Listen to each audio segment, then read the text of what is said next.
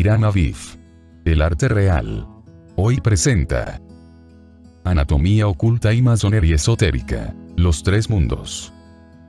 De acuerdo con las escuelas de misterios, el cuerpo humano está dividido en tres grandes partes, y, en analogía con esto, el universo externo se dice que está compuesto de tres mundos: cielo, tierra e infierno. El cielo es el mundo superior y por alguna razón desconocida se supone que está arriba, aunque Ingersoll ha probado concluyentemente que debido a la rotación de la Tierra, arriba y abajo son siempre lugares cambiables. Casi todas las religiones enseñan que Dios mora en el cielo. A sus componentes se les enseña que Dios está sobre ellos, por eso levantan sus manos en la oración y elevan sus ojos hacia el cielo al implorar o pedir algo. En algunos países se supone que Dios mora en la cima de las montañas, que son los lugares más elevados del mundo. Donde quiera que Él esté y quien quiera que sea, el lugar de su morada está arriba, desde donde protege al mundo de abajo. Entre el cielo de arriba y el infierno de abajo está la tierra, llamada por los escandinavos Midgard, o Jardín del Medio. Está suspendida en el espacio y constituye la morada de los hombres y otros seres vivientes. Está conectada con el cielo por un arco iris que hace de puente y por el cual los dioses descienden. Sus cráteres volcánicos y fisuras, se dice que sirven de conexión con el infierno, el lugar de la oscuridad y el olvido. Aquí, entre los dominios del cielo y de la tierra que maneja, como dice Goethe, existe la naturaleza. La verde campiña, los corrientes ríos, el poderoso océano, existen solo en el mundo medio, el cual es una especie de campo neutral, en donde las huestes del bien y del mal libran su eterna batalla de Armagedón. Abajo, en oscuridad y en llamas, tormentos y sufrimientos, está el mundo de Hel, el cual nosotros hemos interpretado como infierno. Es lo más bajo, porque, seguramente, así como pensamos del cielo como lo de arriba, lo hacemos del infierno como lo de abajo, mientras que este lugar medio, tierra, parece ser como la línea divisoria entre ambos. En el infierno están las fuerzas del mal, las lágrimas, los profundos dolores, los poderes destructivos, los cuales están siempre produciendo aflicción a la tierra y luchando, incansablemente, para derribar el trono de los dioses en el cielo. Este sistema en su totalidad es un mito anatómico, pues el mundo celestial de los antiguos, el templo de la justicia en la cima de la montaña, era el cráneo con su divino contenido. Es el hogar de los dioses en el hombre. Se lo denomina con el término de arriba porque ocupa el extremo norte de la columna vertebral humana. Se dice que el templo de los dioses que gobiernan la tierra está en el polo norte, el cual es, mencionándolo de paso, el hogar de Santa Claus, porque el polo norte representa el lado positivo de la columna vertebral del señor planetario. Santa Claus, saliendo de la chimenea, con su ramita de siempre viva, árbol de Navidad, en la estación del año cuando la naturaleza está muerta, tiene una hermosa interpretación masónica para aquellos que quieran estudiarla. Lo mismo es cierto respecto al maná que descendía para alimentar a los hijos de Israel en el desierto, porque este maná es una sustancia que desciende por la médula espinal desde el cerebro. Los hindúes simbolizan la espina dorsal como el tallo del loto sagrado. Por lo tanto, el cráneo y su contenido está simbolizado por la flor. La columna vertebral es la escala de Jacob, conectado el cielo con la tierra, mientras que los 33 escalones son los grados de la masonería y los años de vida de Cristo. En lo alto de estos escalones, el candidato asciende en el plano de la conciencia para alcanzar el templo de la iniciación, que se halla colocado en la cima de la montaña. En este lugar majestuoso, con su cúpula arriba de todo, con un agujero en su piso, foramen magnum, es donde se dan las iniciaciones del gran misterio. Las montañas de los Himalayas con sus picos, representan los hombros y la parte superior del cuerpo. Son las montañas más elevadas de la tierra. En alguna parte, sobre la cima más alta, se levanta el templo, descansando, como en el cielo de los griegos, sobre los hombros de Atlas. Es interesante notar que la vértebra superior de la columna vertebral del hombre es llamada Atlas y sobre ella descansa la base del cráneo. En el cerebro hay un número de cavidades y circunvalaciones, y en ellas, según las leyendas orientales, viven los sabios, los yogis y ermitaños. Las cavernas de los yogis, se dice, están ubicadas en los lugares cercanos al nacimiento del río Ganges. Toda religión tiene su río sagrado. para los cristianos es el Jordán, para los egipcios, el Nilo, y para los hindúes, el Ganges. El río sagrado es el canal espinal que corre entre los picos de las montañas. Los santos, en su retiro, representan los centros sensorios del ojo espiritual ubicado en el cerebro humano y son los 7 durmientes del Corán, quienes deben permanecer en la oscuridad de sus cavernas hasta tanto el fuego espiritual los vitalice. El cerebro es la habitación de arriba a que se refieren los evangelios, en donde Jesús se encontraba con sus discípulos, y se ha dicho que los discípulos representan las 12 sinuosidades del cerebro. Son estos 12 senos del cerebro los que más tarde envían sus mensajes por medio de los nervios al cuerpo que está abajo para convertir a los gentiles o predicar el evangelio a campo abierto. Estas 12 sinuosidades se reúnen alrededor de la abertura central del cerebro, el tercer ventrículo, el cual es la santidad de santidades, el asiento de la misericordia, en donde, entre las extendidas alas de los ángeles, Jehová habla con el sumo sacerdote, y donde permanentemente, día y noche, se manifiesta la gloria de Shekinah. Desde este punto asciende, finalmente, el espíritu, lugar del cráneo que representa al Gólgota.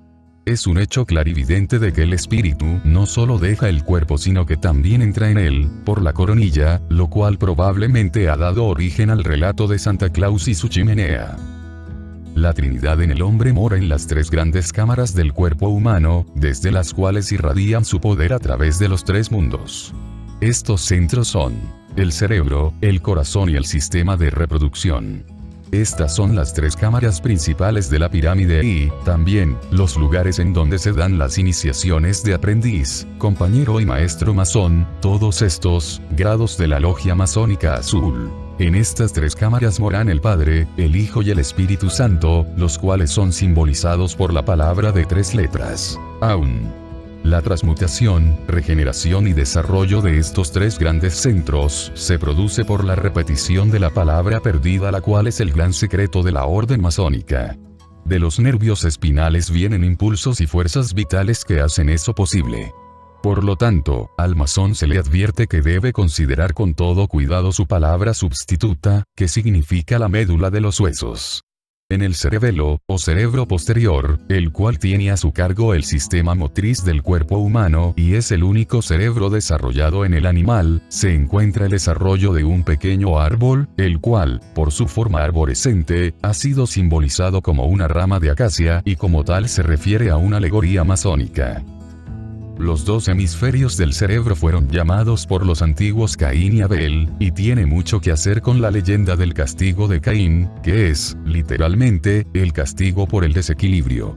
Porque Caín, matando el espíritu de equilibrio, es enviado a vagar por la faz de la tierra. La mitad derecha del cerebro está bajo el control de Mercurio, el planeta de la inteligencia, y como resultado de que lo cruzan nervios en la base del cráneo, domina el lado izquierdo del cuerpo. El lado izquierdo del cerebro, bajo el control de Marte, el espíritu de la ira y del impulso, gobierna el lado derecho del cuerpo y del mismo modo el fuerte brazo derecho.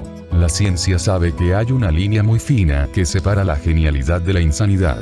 Porque, cualquier vicio o virtud dominante, el hombre la debe pagar con el desequilibrio. La falta de armonía siempre altera nuestro punto de vista, y un punto de vista erróneo siempre produce sufrimiento. En el cráneo se halla el tablero de los conmutadores que controla las actividades del cuerpo. Toda función del hombre que tenga lugar debajo del cuello, tiene su control desde un centro de conciencia del cerebro. La prueba de esto es que cualquier lesión producida en determinados centros del cerebro, produce la paralización de varias partes del cuerpo. La ciencia médica sabe ahora que la médula espinal es una prolongación del cerebro, y algunos hombres con autoridad científica afirman que la médula es capaz de tener inteligencia a lo largo de todo su recorrido. Esta médula es la espada flamígera que se supone está colocada verticalmente en los portales que cierran el jardín del Edén. El jardín del Edén es el cráneo, dentro del cual hay un árbol que tiene 12 clases de frutos. El cerebro está lleno de cámaras abovedadas y galerías, las cuales tienen su correspondencia en las bóvedas y arcos de los templos, siendo, indudablemente, el tercer ventrículo la cámara del rey de la Gran Pirámide. La médula espinal es la serpiente de los antiguos. En algunos lugares de la América Central y Sudamérica el dios salvador es llamado Quetzalcóatl. Su nombre significa serpiente emplumada, y este ha sido siempre su símbolo. Esta es la serpiente bronceada levantada por Moisés en el desierto. Los 9 anillos de la cola de la serpiente son llamados el número del hombre, y ellos representan las vértebras sacras y coxígeas, en cuyos centros se encuentra el secreto de la evolución humana. Cada órgano del cuerpo físico está reproducido en el cerebro, en donde está copiado por la ley de analogía. Hay 2 formas humanas embriónicas, una masculina y otra femenina, entrelazadas en el cerebro. Estas son el yin y yang de la China, los dragones blanco y negro mordiéndose entre sí. Una de estas figuras tiene como órgano de expresión la glándula pineal, y la otra, el cuerpo pituitario. Estas glándulas de secreción interna son dignas de consideración, pues ellas son factores de suma importancia en el desarrollo de la conciencia humana. Aunque aparecen como no teniendo ninguna función, no están atrofiadas, y como la naturaleza no preserva ningún órgano innecesario, ellas deben tener un rol muy importante. Es conocido que estas glándulas son mayores y más activas en las mentalidades con un alto grado de desarrollo, y lo contrario ocurre en las de desarrollo inferior. Y, en ciertos idiotas congénitos, ellas son muy pequeñas. Estas 2 glándulas son llamadas la cabeza y la cola del dragón de la sabiduría. Ellas son los polos de cobre y de zinc de un circuito eléctrico, que tienen al cuerpo entero como una batería. El cuerpo pituitario, que descansa en la silla turca del hueso esfenoide, directamente detrás y un poco debajo del puente de la nariz y conectado con el tercer ventrículo por un fino canal llamado infundibulum, es el polo femenino, o centro negativo, que tiene a su cargo la expresión de la energía física. Su actividad regula en alto grado el tamaño y peso del cuerpo. Es también un termómetro que revela los desórdenes que hubieren en cualquiera de las cadenas de las glándulas internas. La endocrinología, estudio de las glándulas internas y sus secreciones, está todavía en un estado embrionario, pero algún día se revelará como lo más importante de la ciencia médica. En el mundo antiguo se conocía al cuerpo pituitario por los siguientes símbolos: la retorta de los alquimistas, la boca del dragón, la Virgen María, el Santo Grial, el cuarto creciente lunar, el baño purificador, uno de los querubines del arca, la Isis de Egipto, Radha de la India, y la boca del pez. Puede ser muy bien llamado la esperanza de gloria del hombre físico. En el extremo opuesto del tercer ventrículo y un poco más arriba, está la glándula pineal, la cual no deja de semejarse a una piña, de la cual toma su nombre. Sir Ernest Alfred Wallace Woodge, cuidador de las antigüedades egipcias en el Museo Británico, menciona, en una de sus obras, la costumbre egipcia de atarse conos de piñas sobre la cabeza. Declara que, en los rollos de papiros, esos conos están atados en lo alto de la cabeza de los muertos, cuando tienen que hacerse presente ante Osiris, señor del mundo inferior. Indudablemente que este símbolo se refiere a la glándula pineal. Había, también, costumbre en ciertas tribus de África de atar pedazos de grasa sobre sus cabezas, y dejarlos que se derritieran al sol y les corriera sobre el cuerpo, como parte de normas religiosas. Es interesante observar que los indios americanos solían llevar su pluma, que originalmente era símbolo de su Cristo, en el mismo lugar en donde los monjes cristianos afeitan su cabeza. Los hindúes enseñan que la glándula pineal es el tercer ojo, llamado el ojo de Dhamma. Es llamado por los budistas el ojo que todo lo ve, y en la cristiandad se habla de él como del ojo único. Se nos dice que en épocas remotas la glándula pineal era un órgano de orientación, por el cual el hombre conocía el mundo espiritual, pero que, con la aparición de los sentidos materiales y los 2 ojos objetivos, dejó de usarse, y, durante el tiempo de la raza Lengur, se retiró al lugar que, actualmente, ocupa en el cerebro. Se dice que los niños, recapitulando sus periodos previos de evolución, tienen, alrededor de los 7 años, un uso limitado del tercer ojo, en cuyo tiempo los huesos del cerebro se desarrollan en conjunto. Esto se relaciona con la condición semiclarividente de los niños, los cuales son, en el campo psíquico, mucho más sensitivos que los adultos. Se supone que la glándula pineal secreta un aceite, el cual es llamado resina, la vida del pino. Esta palabra parece estar relacionada con el origen de los Rosacruces, quienes trabajaban sobre las secreciones de la glándula pineal buscando la apertura del ojo único, porque en la escritura se dice: La luz del cuerpo es el ojo. Por lo tanto, si tu ojo se hace único, el cuerpo todo será llenado con luz. La glándula pineal es la cola del dragón y en un extremo tiene una pequeña protuberancia parecida a un dedo. Esta glándula es llamada José, porque es el padre del hombre divino. La protuberancia semejante a un dedo es llamada la vara de Dios. Algunas veces, la lanza sagrada. Su contorno se asemeja a esas retortas que utilizaban los alquimistas para evaporar líquidos. Es un órgano espiritual, destinado, más tarde, a ser lo que fue al comienzo, esto es, el eslabón de enlace entre lo humano y lo divino. El vibrante dedo en el extremo de esta glándula es la vara de Yesis y el cetro del alto sacerdote. Algunos ejercicios, como se dan en las escuelas de misterios del Occidente y Oriente, hacen vibrar este pequeño dedo, produciendo un sonido zumbante sordo en el cerebro. En el medio del cerebro y rodeado por las circunvoluciones, está el tercer ventrículo, una cámara abovedada de iniciación. Alrededor de ella se sientan los tres reyes, tres grandes centros de vida y fuerza, el cuerpo pituitario, la glándula pineal y el tálamo óptico. En esta cámara hay, también una pequeña simiente como arenisca, la cual está indudablemente, conectada con el arca del rey que se halla en la Gran Pirámide. Se supone que el tercer ventrículo es el sitial del alma, y se dice que el aura que rodea la cabeza de los santos y sabios, representa el resplandor dorado que irradia este tercer ventrículo. Entre los ojos y justo arriba de la raíz de la nariz, hay una dilatación en el hueso frontal del cráneo que es llamado el seno frontal. La ligera comba producida por la dilatación de este hueso, es conocida en frenología como el asiento de la individualidad. Es este lugar donde se colocan las joyas en la frente de los Budas, y es, también, desde este punto que la serpiente se levanta de la corona de los antiguos egipcios. Varias de las escuelas de misterios enseñan que este es el sitial de Jehová en el cuerpo humano. Aunque su función se realiza por medio del sistema generativo, su centro de conciencia, como una parte del espíritu del hombre, está localizado en un mar de éter azul, en el centro del seno frontal, llamado el velo de Isis.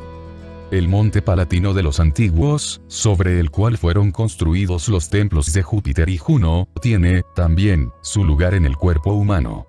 La estructura del hueso del paladar es una especie de colina, y arriba del mismo, en línea recta, están las dos órbitas de los ojos, las cuales son el Júpiter y Juno del mundo antiguo. La cruz, desde luego, representa el cuerpo humano.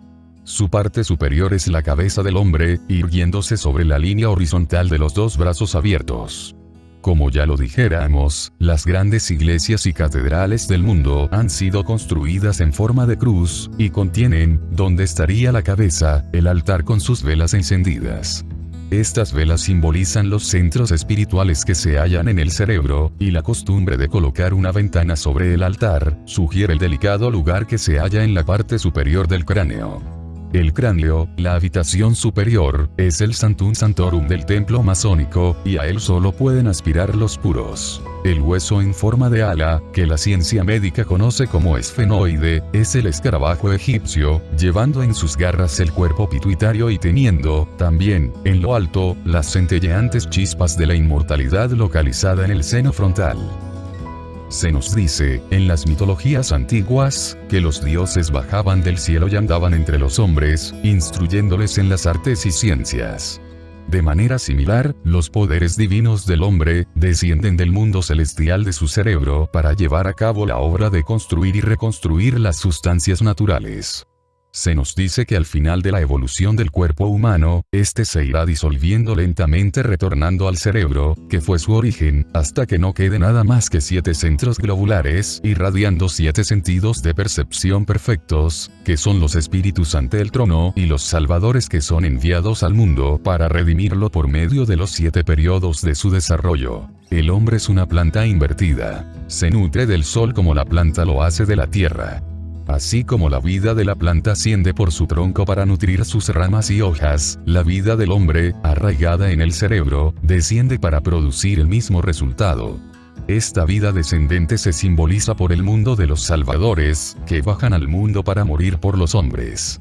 Más tarde, estas vidas retornan al cerebro, en donde ellas glorifican al hombre ante todos los mundos de la creación.